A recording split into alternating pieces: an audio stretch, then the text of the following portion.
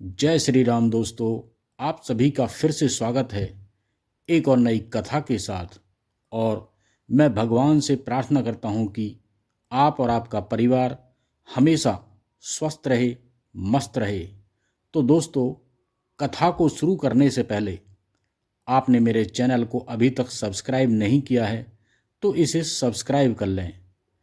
आज की कथा है केदारनाथ ज्योतिर्लिंग की।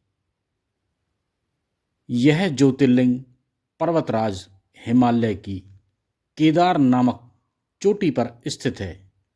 पुराणों एवं शास्त्रों में श्री केदारेश्वर ज्योतिर्लिंग की महिमा का वर्णन बारंबार किया गया है। यहाँ की प्राकृतिक शोभा देखते ही बनती है। इस चोटी के पश्चिम भाग में पुण्यमती मंदाकिनी नदी के तट पर स्थित केदारेश्वर महादेव का मंदिर अपने स्वरूप से ही हमें धर्म और आध्यात्म की ओर बढ़ाने का संदेश देता है। चोटी की पूर्व में अलकनंदा के सुरमय तट पर बद्रीनाथ का परम प्रसिद्ध मंदिर है। अलकनंदा और मंदाकिनी ये दोनों नदियाँ नीचे रुद्रप्रयाग में आकर मिल जाती हैं।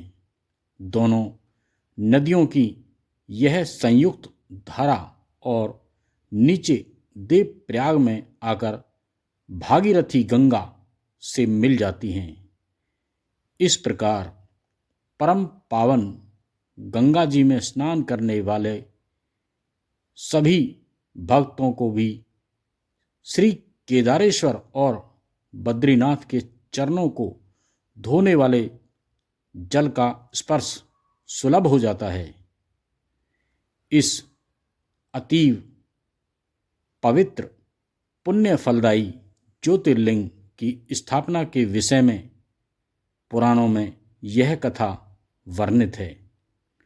अनंत रत्नों के जनक, अतिशय पवित्र तपस्वियों, ऋषियों, सिद्धों, देवताओं की निवास भूमि पर्वतराज हिमालय के केदार नामक अत्यंत शोभाशाली श्रृंग पर महातपस्वी श्री नर और नारायण ने बहुत वर्षों तक भगवान शिव को प्रसन्न करने के लिए बड़ी कठिन तपस्या की।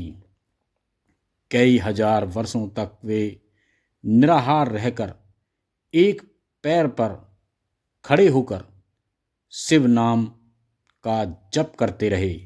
इस तपस्या से सारे लोकों में उनकी चर्चा होने लगी।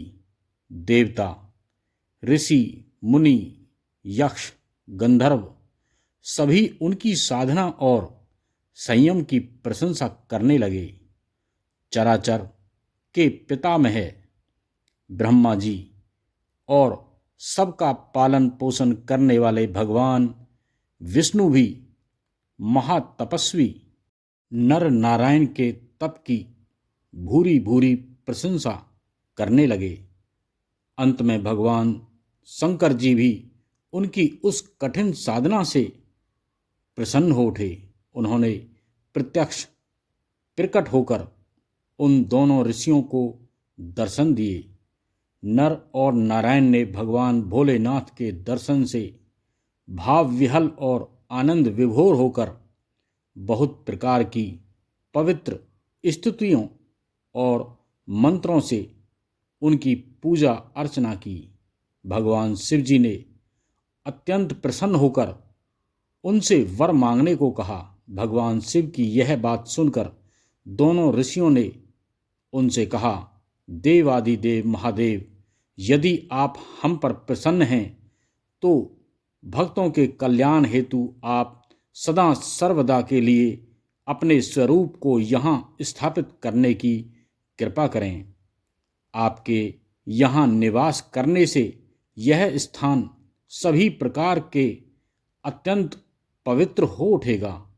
यहाँ आपका दर्शन पूजन करने वाले मनुष्यों को आपकी अविनाशिनी भक्ति प्राप्त हुआ करेगी।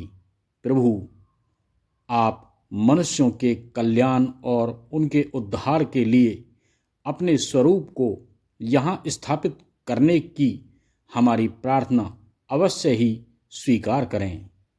उनकी प्रार्थना सुनकर भगवान शिव ने ज्योतिर्लिंग के रूप में वहाँ वास करना स्वीकार किया।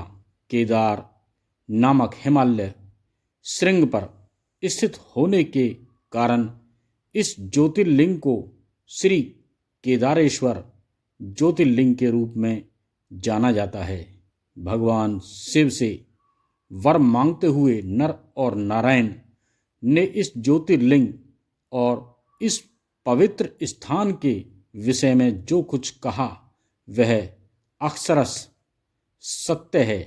इस ज्योतिर्लिंग के दर्शन पूजन तथा यहाँ स्नान करने से भक्तों को लौकिक फलों की प्राप्ति होने के साथ साथ अचल शिव भक्ति तथा मोक्ष की प्राप्ति भी हो जाती है। तो दोस्तों, आपको ये हमारे सनातन धर्म की सच्ची कथा अच्छी लगी हो तो इसे ज़्यादा से ज़्यादा हमारे सभी सनातन प्रेमियों को शेयर करें, सभी सनातन भक्तों को शेयर करें, लाइक करें, कमेंट्स में हर हर महादेव लिखें। तो दोस्तों, अब हम फिर मिलते हैं एक और इसी तरह की नई सच्ची कथा लेकर। तो जब तक के लिए जय श्री राम।